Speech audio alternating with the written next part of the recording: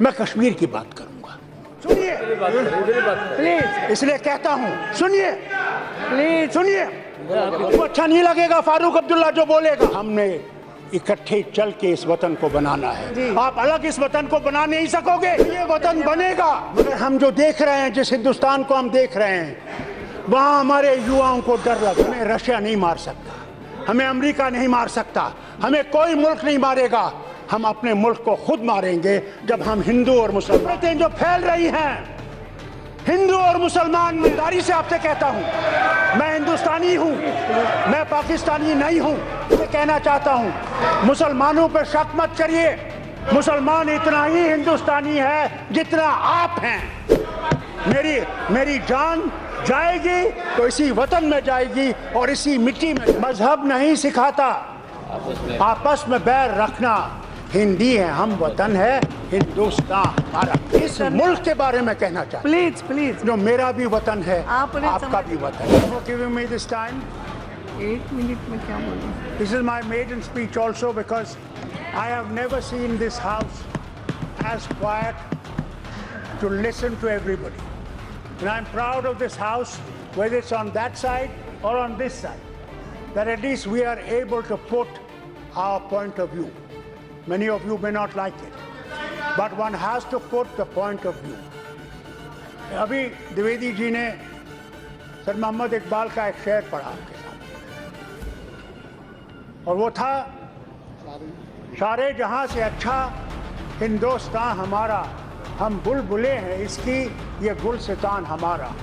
मगर एक ठहरा वो छोड़ गए, वो था, मजहब नहीं सिखाता आपस में बैर रखना। हिंदी है, हम वतन है हिंदुस्तान हमारा। मैं आपसे कहना चाहता हूं, मुसलमानों पर शक मत करिए। मुसलमान इतना ही हिंदुस्तानी है जितना आप हैं।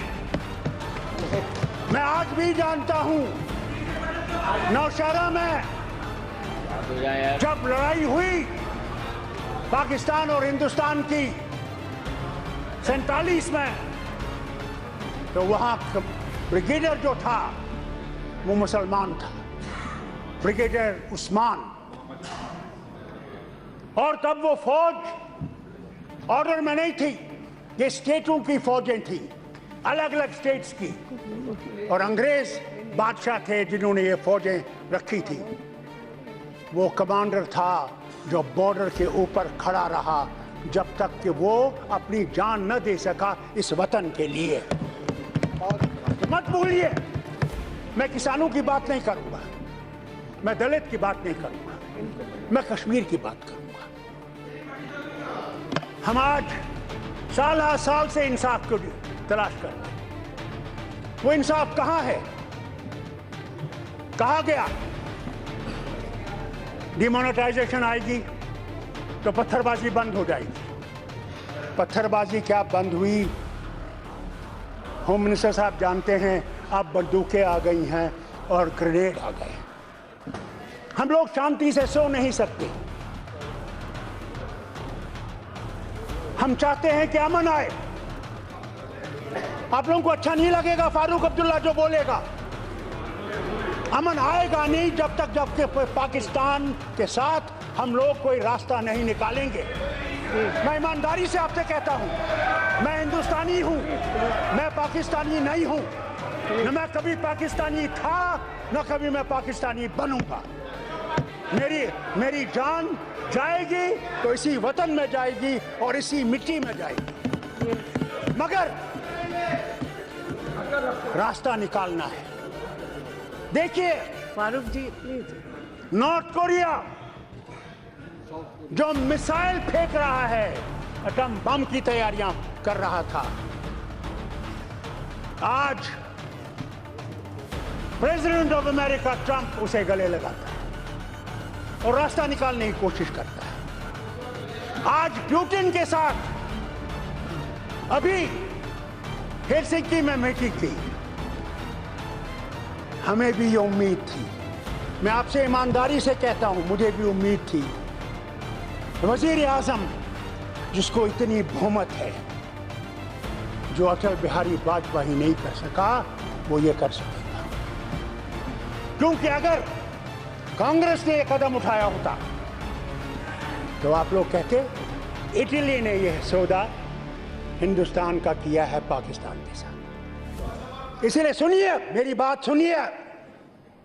मैंने आपके सामने चिल्लाया नहीं जब आप बोल रहे थे, मैंने नहीं चिल्लाया। एक मिनट, मैंने नहीं चिल्लाया। सुनिए प्लीज इसलिए कहता हूं, सुनिए प्लीज। सुनिए। स्पीकर जी, यस ये उम्मीद थी, फारूक अब्दुल्ला जी। आज भी ये उम्मीद है यस कि रास्ता निकलेगा। जी। ये नफरतें जो फैल रही हैं हिंदू और मुसलमान में, हमें रशिया नहीं मार सकता, हमें अमेरिका नहीं मार सकता, हमें कोई मुल्क नहीं मारेगा। हम अपने मुल्क को खुद मारेंगे जब हम हिंदू और मुसलमान एक दूसरे को गले नहीं लगाएंगे। जी। हमारे प्रधानमंत्री, मैं नहीं समझता वो सिर्फ आपके प्रधानमंत्री हैं, वो हिंदुस्तान के प्रधानमंत्री हैं जब तक वो उस कुर्सी पे बैठे हैं। फारूक साहब, फारूक इसे साहब, सुनिए, वही फारूक लाल किले पे साहब, कहते हैं, एक मिनट में लाल किले पे कहते हैं फारूक कि साहब, हमने कश्मीर के दिलों को जीतना है। यस मैं आज उनसे ये अपील करता हूँ और इस हाउस में अपील करता हूँ आप सबसे, जी।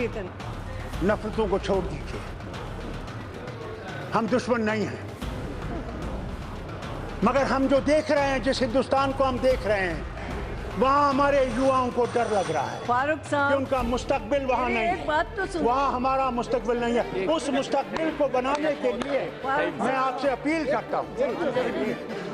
जी, एक मिनट मेरी बात सुनिए। मैं जानती हूँ आपका सालों साल का बहुत अनुभव है, आपने बहुत कुछ किया भी है, मगर अभी कभी फिर इसी विषय पर हम विस्तृत बात कर सकते हैं, आपसे भी इसे करवाएंगे। सुनिए लेकिन अभी हमारे पास इतना बड़ा समय मैडम, नहीं। मैंने मैं इसलिए समझता हूँ, मैं पहले ही आपको बोला आपसे था, मेहरबानी मांगता तो हूँ प्लीज, क्योंकि मुझे अब इस 9 हाउस बज में गई क्योंकि है। कभी खामोशी थी नहीं, जी। मैं मेडन स्पीच भी नहीं कर सकता, जी, मगर आज मौका मिला। आपको इतनी बात मैं सिर्फ आपसे थोड़ा सा आपका टाइम, विषय समझ गई। क्योंकि मैं इस मुल्क के बारे में कहना चाहता प्लीज प्लीज, हूँ, जो मेरा भी वतन है, आपने आपका भी वतन है, सबने आपके और इस वतन को आप Yes. एक ऐसा चमन बनाना चाहते जी, हैं जी। जिसमें हम सब इज्जत से रह सकें, धन्यवाद। मोहब्बत और प्यार से रह सकें। धन्यवाद। उस वतन को बनाने के लिए हमने इकट्ठे चल के इस वतन को बनाना है। जी। आप अलग इस वतन को बना नहीं सकोगे, धन्यवाद फारूक न ये साहब, वतन बनेगा।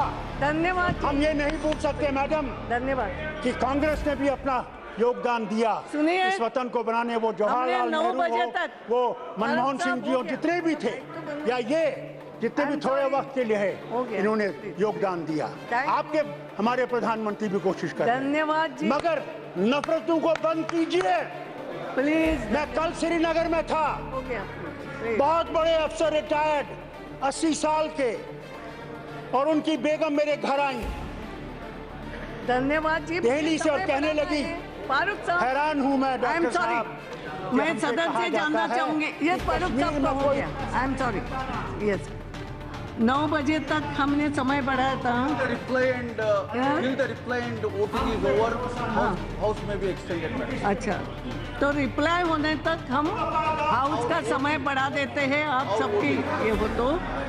अब हमारे पास समय है नहीं। I am sorry. जान सकें कि मुसलमान और हिंदू और सिख और ईसाई जो हिंद में है वो सब बराबर हैं, इक्वल राइट रखते हैं और जिंदा रहने का हक है। हमने वो हक अनुराग दीजिए। ठाकुर अब लास्ट स्पीकर होंगे। I am sorry.